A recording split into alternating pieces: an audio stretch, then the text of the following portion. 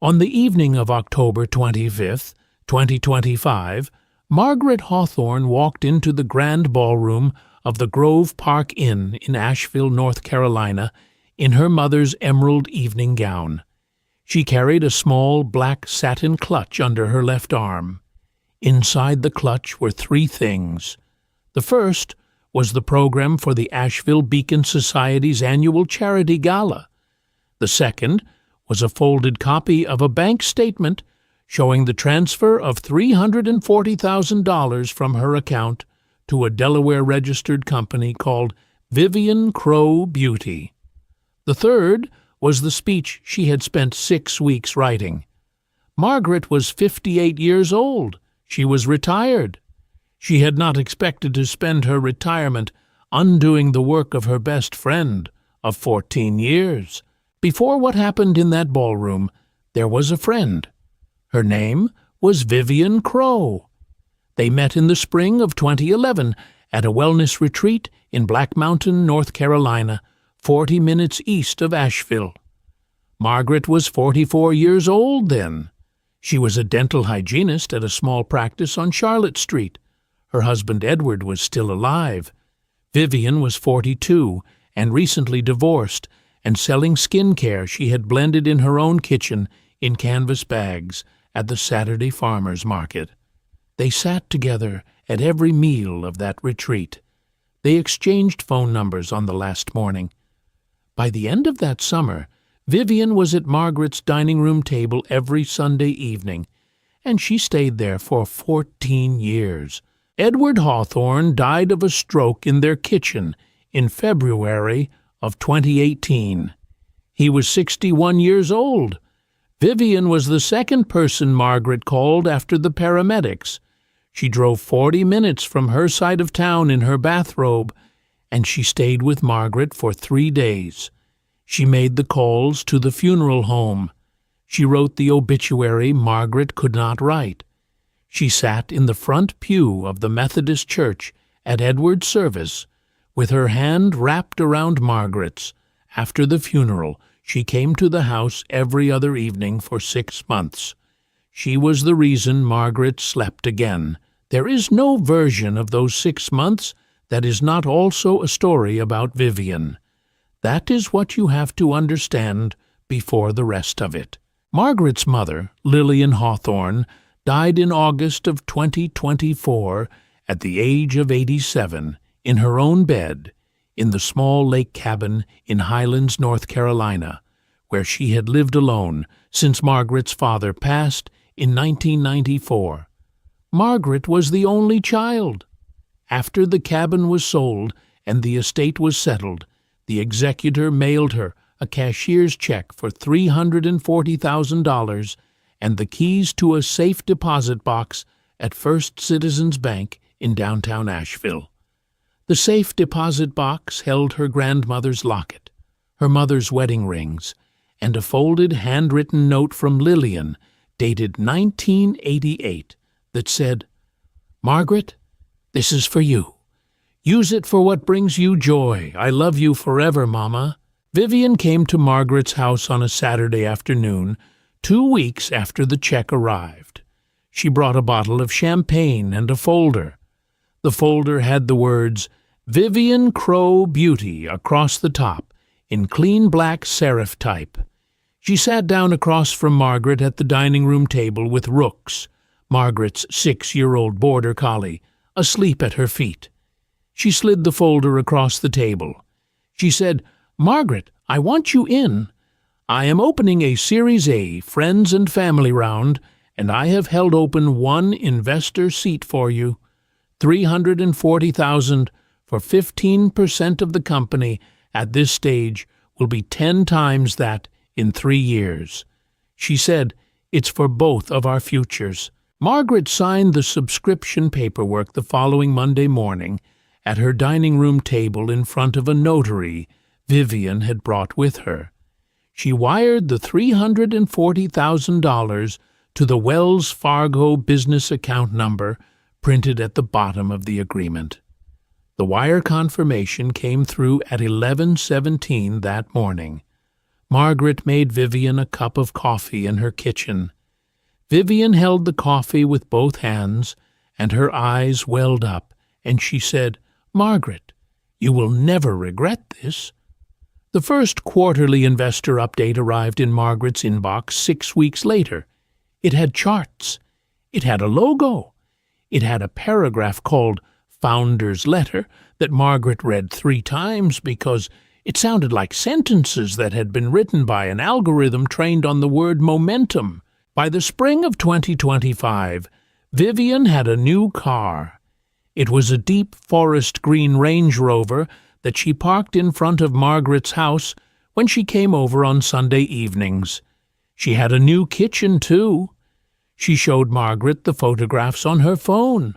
Carrara marble counters, a wolf range, a custom-blown blue glass pendant lamp over the island. She said, "Margaret, the company gave me a draw. You should be very proud. This is what your investment built." In April, she went to Aspen for a long weekend with the founder of a candle company. She posted a photo of herself in a fur coat in the snow. The caption said, "Working dinner." Margaret did not say anything to her about any of it.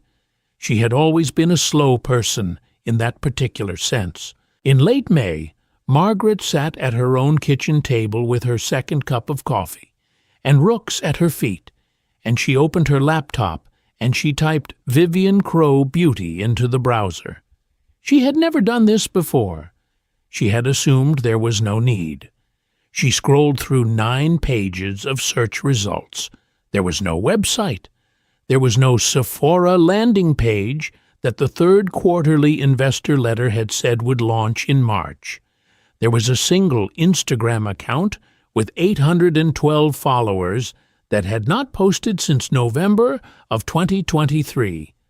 There was an article in what appeared to be a glossy magazine called Southern Atelier, praising Vivian as the next regional skincare star. But when Margaret clicked through the page, the magazine's domain returned a generic registrar parking page. Southern Atelier did not exist.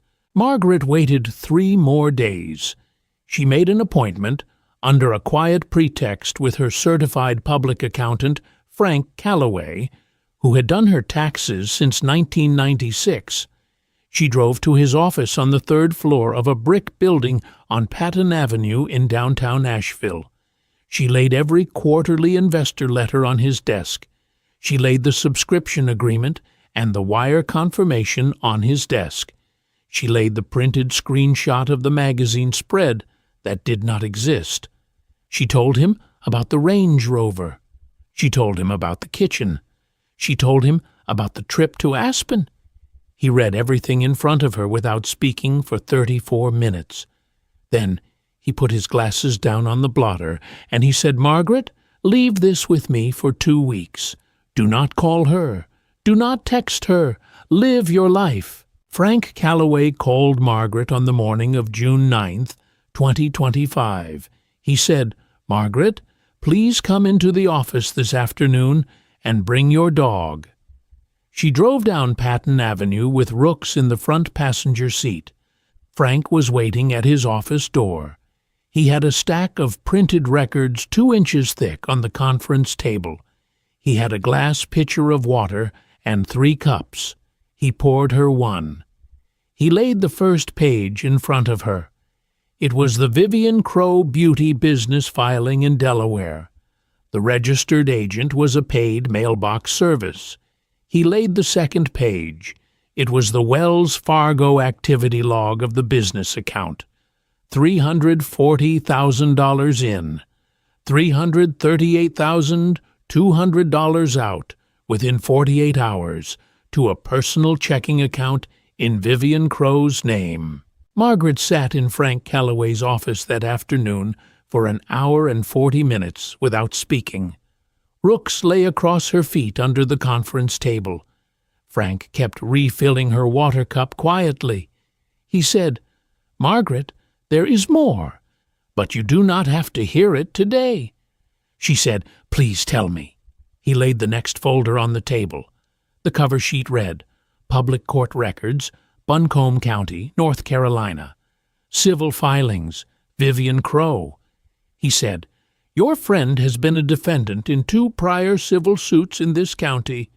Both were settled and sealed under non-disclosure agreements.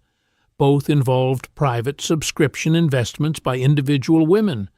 Both women lost their entire stake." He said, "The first complainant was a 56-year-old widow named Cynthia Hartwell. She was a parishioner at Vivian's church. She lost $180,000 in the autumn of 2019. She signed a settlement agreement in March of 2020 for $32,000 and a non-disclosure clause. The second complainant was a 63-year-old retired schoolteacher named Diane McGuire. She lost $95,000 in 2017. She settled for $18,000 and an identical non-disclosure clause. Both women still live in Asheville." Frank Calloway looked at Margaret across the conference table and he said, "Margaret, your friend has been doing this for at least 8 years. You are the third one we know about, and you are the largest." Margaret drove home in silence with Rooks in the passenger seat. She sat at her kitchen table for the rest of the evening. She did not eat. She did not turn on the television. She did not call Vivian. At 9:30 that night, she stood up and she poured herself a small glass of bourbon, and she walked out to the back porch, and she looked at the dogwood tree her husband Edward had planted the year they had moved into the house. She made a decision out there on the porch in the dark, with Rooks pressed against her left calf. She would not file a complaint with the Attorney General, not yet. The Attorney General would seal it. The settlement would be quiet. Vivian would slip the money into another shell company and start again with the next widow. Margaret needed something a sealed file could not undo. On Tuesday of the following week, Margaret drove to a small bungalow in West Asheville, and she knocked on the front door of Cynthia Hartwell, the widow from 2019. She had written her a letter on Monday afternoon on plain stationery that explained who she was, what had happened to her, and that she was asking for nothing more than a half hour at her kitchen table. Cynthia opened the door in a soft burgundy cashmere wrap. She did not say a single word. She walked Margaret through to her kitchen. She poured her a cup of strong black coffee. She listened for 40 minutes without interrupting. When Margaret was finished, Cynthia set down her cup and she said, "Margaret, I have spent 6 years not speaking that woman's name. If you are doing what I think you are doing, I will be there. So will Diane." 3 weeks later, Margaret was sitting in the offices of an Asheville attorney named Eleanor Pierce, a 51-year-old former federal prosecutor recommended to her by Frank Calloway. Cynthia Hartwell sat on her left. Diane McGuire sat on her right. Eleanor Pierce had a thick blue accordion folder open between them. She said, "Before we proceed, I have to ask each of you something, and I need you to answer carefully. Are any of you doing this for revenge?" Each of them said in turn, "No." She said, "Good. Then this is what we will do." She slid a single printed program toward Margaret across the conference table. The cover read, "Asheville Beacon Society Annual Charity Gala, Saturday, October 25th, 2025, the Grove Park Inn." The honoree of the year was listed in gold serif type. The name was Vivian Crow. Eleanor Pierce spent the next 6 weeks doing the careful work of turning a private wound into a public record that could not be sealed. She subpoenaed the bank records herself under a civil discovery instrument Margaret did not fully understand. She took 3 sworn affidavits, Margaret's, Cynthia's, and Diane's. She built a single 43-page evidence binder, signed and notarized on every page, with a transcript of the wire activity, copies of the false investor letters, the registrar parking page screenshot for the magazine that did not exist, and a complete chronology of payments from the Vivian Crow Beauty business account into Vivian's personal checking. She made 12 copies of that binder. She kept 10 in her office safe. Eleanor Pierce introduced Margaret to a Buncombe County Sheriff's detective named Ray Calhoun on a Friday afternoon at a coffee shop on Lexington Avenue. Detective Calhoun was 47 years old. He had spent 11 years in financial crimes. He read the evidence binder cover to cover at the table while Margaret sipped her coffee and Rooks lay at her feet. When he was finished, he closed it and he said, "Mrs. Hawthorne, what your attorney has built here is a clean criminal case for elder financial exploitation under North Carolina law and federal wire fraud. I would be willing to attend the gala in plain clothes that night with 2 unmarked cars in the parking lot. The arrest, if it happens, would be lawful and quiet." Margaret sat down with Cynthia Hartwell and Diane McGuire at Cynthia's kitchen table on a Sunday afternoon in early October. She asked each of them once more if they wanted to be there. She told them they did not have to speak. She told them their presence in the audience was enough. She told them that if at any moment during the evening they wanted to leave, no one would judge them. Cynthia Hartwell put her hand over Margaret's on the table, and she said, "Margaret, 6 years ago I sat in my own kitchen, and I made the smaller choice. I will not make the smaller choice twice." Diane McGuire said, "Neither will I." Eleanor Pierce called the executive director of the Asheville Beacon Society, a woman named Helena Thorpe, on a Wednesday afternoon 2 weeks before the gala. Helena Thorpe had no knowledge of any of this. Eleanor told her, in a careful and minimal way, that one of the gala's invited guests would be requesting 2 minutes at the open testimonial portion of the evening, that the testimony was relevant to the honoree, and that the AV team should be ready to receive a single thumb drive at the time of the speech. Helena Thorpe was silent on the phone for 15 seconds. Then she said, "Ms. Pierce, the Beacon Society's bylaws are clear. We do not censor testimony at our gala. The microphone is open. The AV will receive the drive." On the Tuesday before the gala, Margaret drove to a small specialty cleaner on Wall Street in downtown Asheville, and she picked up her mother's emerald silk evening gown, which she had not worn since her 20th wedding anniversary in 2012. The seamstress had taken in the shoulders by half an inch. She drove home with the gown across the passenger seat in its garment bag. She hung it on the back of the closet door. She sat down on the edge of her bed, and she looked at it for a long time. Rooks sat at her feet on the rug, looking up at her with his clear amber eyes. He had not left her side in 2 weeks. On the Friday morning before the gala, Margaret drove out to Black Mountain alone. She parked at the trailhead her mother, and she had walked together every fall when she was a girl. She sat on a stone bench at the overlook above the autumn valley. She took out her mother's handwritten note from 1988, and she read it. "Use it for what brings you joy. I love you forever, Mama." She sat with the note in her hand for an hour. She did not cry. She had cried about all of it weeks ago. She drove home down the mountain road with the windows open. That afternoon, Eleanor Pierce came to her house with a single sheet of paper, and they read the speech aloud together at her kitchen table, line by line, until they agreed on every word. On the evening of October 25th, at 6:45, Margaret left Rooks with her next-door neighbor, Ruth Bellamy. She walked Rooks across the lawn with his blue tartan blanket folded over her arm. He looked back at her at Ruth's front door. Margaret knelt on the front step, and she scratched the soft fur behind his ear, and she said, "I will be home before midnight, I promise." He pressed his head into her hand, the way he always did.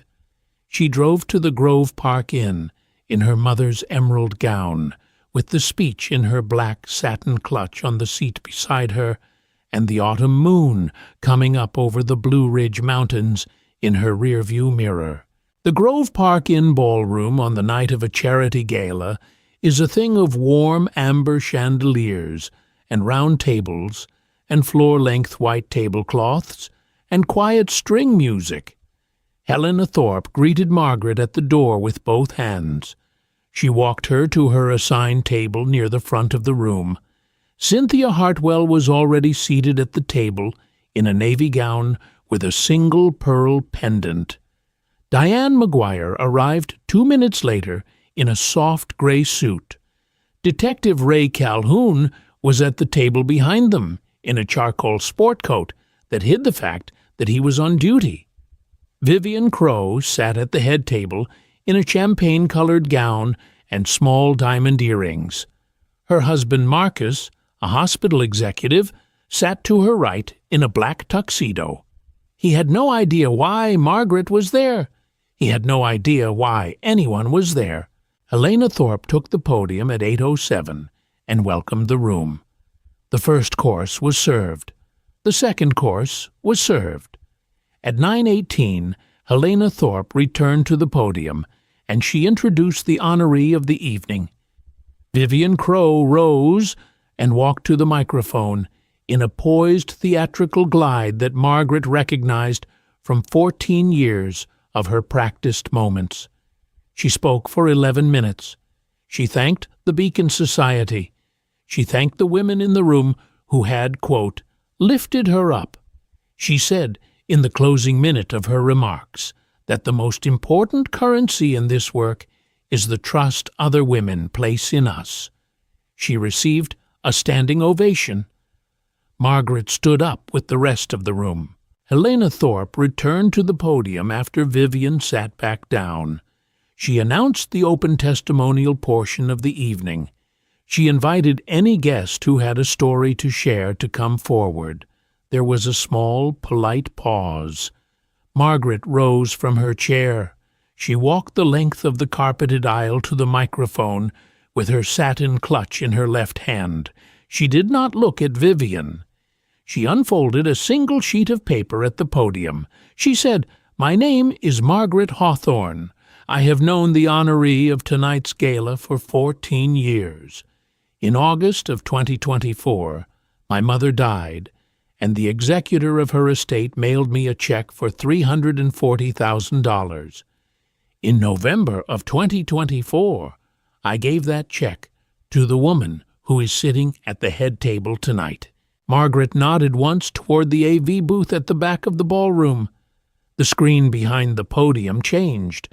The first slide was the wire confirmation from First Citizens Bank dated November 5th, 2024.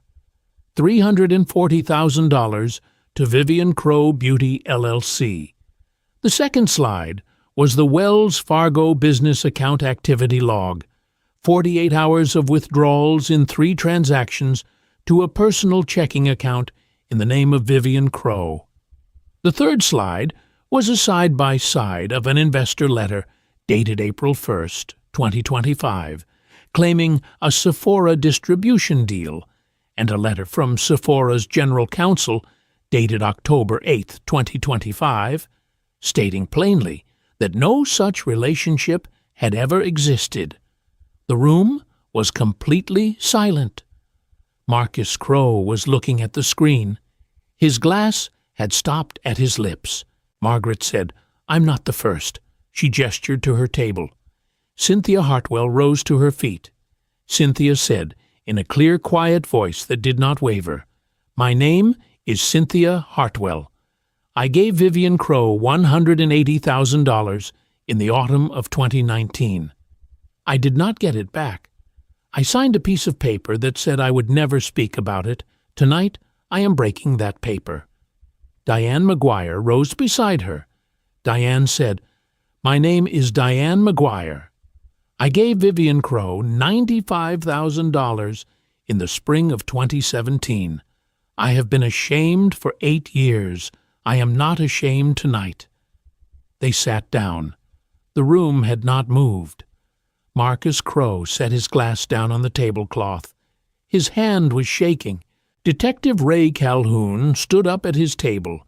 He walked the length of the carpeted aisle in his charcoal sport coat. He stopped beside the head table. He said in a quiet, calm voice, "Mrs. Crow, I am Detective Calhoun with the Buncombe County Sheriff's Office. I would ask you to come with me into the foyer for a brief conversation." He did not raise his voice. He did not touch her. Vivian Crow rose from her chair. She did not look at her husband. She did not look at Margaret. She walked beside Detective Calhoun out of the ballroom and into the corridor and out the side service entrance to the unmarked sedan in the parking lot. Marcus Crow did not move from the head table for a full 8 minutes. Helena Thorpe came down from the podium and sat in the chair Vivian had just left, and she put her hand on Marcus's hand, and they stayed like that. Margaret drove home down the mountain at 10 minutes after midnight, with the autumn moon high over the Blue Ridge in her windshield, and her mother's emerald gown gathered around her knees in the driver's seat. She picked up Rooks from Ruth Bellamy's house at 12:23 in the morning. He pressed his head into her hand at Ruth's front door. She walked him home across the wet grass.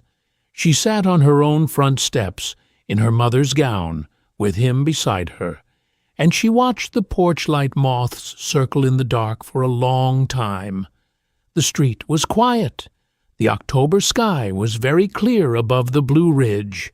Vivian Crow was indicted 6 weeks later on 3 counts of felony elder financial exploitation under North Carolina law and 2 counts of federal wire fraud. The bank restitution order returned $287,000 to Margaret 2 months after that. She donated $100,000 of it to a nonprofit in Raleigh that helps elderly fraud victims keep their homes. The rest went into college funds for Cynthia Hartwell's grandchildren and for Diane McGuire's nephew. Her mother's note still sits on her kitchen counter beside the lamp. Use it for what brings you joy. Rooks lies asleep at her feet at this very hour. If this story stayed with you, subscribe. We tell stories like this one every night.